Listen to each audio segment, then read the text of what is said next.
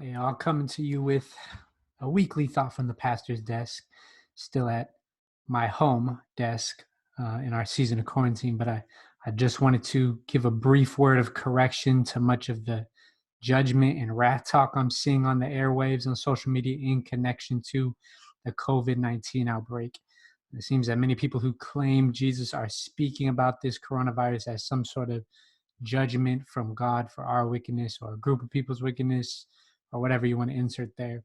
And this is simply wrong headed and is a grave misunderstanding of who God is revealed to be in Jesus. And this sort of misunderstanding not only misrepresents God, but it also causes those with, a false sense of righteousness to walk in some sort of arrogance that will prove detrimental to many. In the biblical narrative, God's specific judgments come only after a prophetic warning and calls of repentance under the guidance of a particular covenant relationship with the people, right?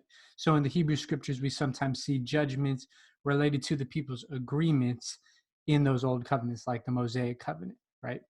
However, in Jesus, a few important things are revealed that tell us a lot about why this is wrong-headed. First, Jesus, who is the ultimate revelation of God, that's how the New Testament authors speak of him. In him, we can now see that God is clearly a self-giving, self-sacrificial God who's willing to die on behalf of his creation.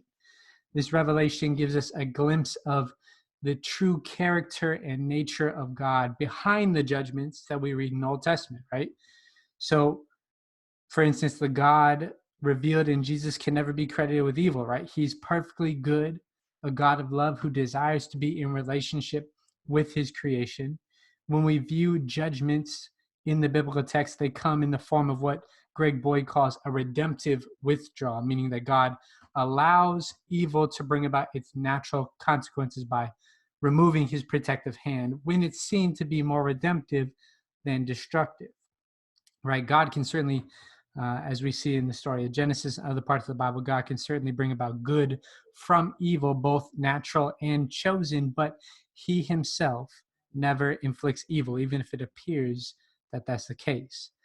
And Jesus also reveals to us a God of grief, right? Grief is what the Godward side of judgment and wrath looks like. That's how Terence Fayon puts it.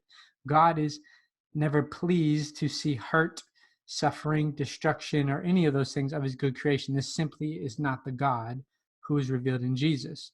So it's wrong-headed to then paint God in a way that he is not revealed, right? That he is an angry, wrathful God who's putting out plague sickness on us for something, right? Jesus reveals something much different. But here's the second thing. Let me add something else to it. Jesus brings about a new covenant, right? Which is what we are part of now when you trust in Jesus, right? And this new covenant, he becomes the judge who is judged in our place, as Karl Barth puts it, right? Jesus defeats sin and death, and then he invites us into new life in him. And this then shifts judgment under the new covenant to the judgment to come, as the New Testament authors put it, right?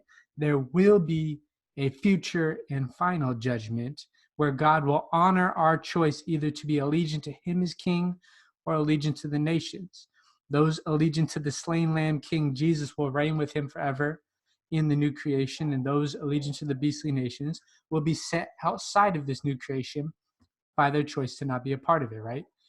And we could talk about this all day, but the point for today is that if judgment is shifted to final judgment in Jesus' return, then our experience of any suffering now or before such time of end judgment, right, cannot be called judgment, right?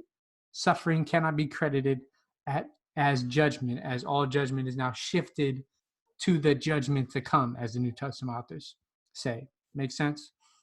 And I could talk about this all day, all the different nuances, but let me just give you a third thing, some theological icing on the cake, and then I'll get out your way, is the New Testament is abundantly clear that general sickness and disease, even as severe as COVID-19, is a result of a creation in bondage to corruption, not divine judgment. And where this is most clearly painted is in Paul's letter to the Romans, Romans 8:19 through 23. I'll read it for you real quick. It says, I consider that our present sufferings are not worth comparing with the glory that will be revealed in us. For the creation waits in eager expectation for the children of God to be revealed.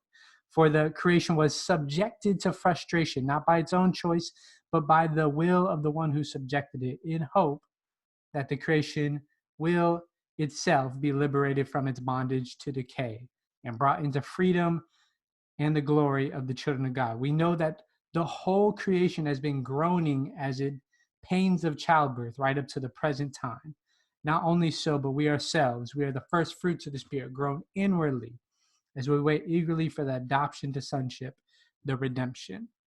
So you see here, suffering for Paul is not related to judgment, but it is related to the fallen condition of creation that will one day be redeemed when Jesus returns and the sonship, those who are adopted in the family of God, is revealed in his return, right? So suffering is connected to a creation that is fallen and it's under bondage of our corruption. Let me give you one more passage, one more important passage, and then I'll get out your way. Jesus in John 9. He confronts and refutes this commonly held belief that present suffering is connected to previous sin, which we see in all sorts of worldviews that believe in karma and weird, relation thing. Let me read it to you, just a section of it in John 9, or at the beginning. He says, as he went along, this is Jesus, he saw a man blind from birth. And his disciples asked him, Rabbi, who sinned, this man or his parents, that he was born blind?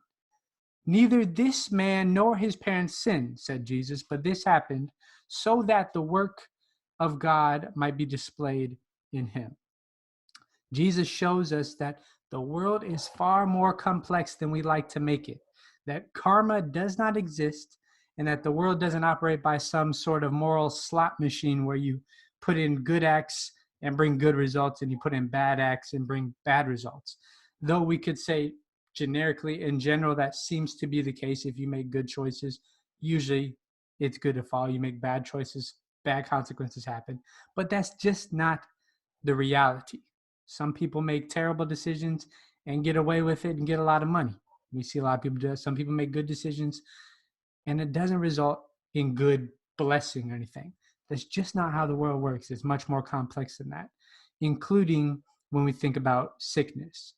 So let me encourage you that COVID-19 is not a judgment from God, but it should drive us to a place of humility of how mortal we are. It should drive us to a place of grief of how broken the world is. It should drive us to a place of deep love for our neighbor in a time of need. And it should drive us to hope that one day Jesus will return and make all things right. I appreciate you all. If you need anything, please reach out to me. And that's the word from the pastor's desk. I'll see you all soon.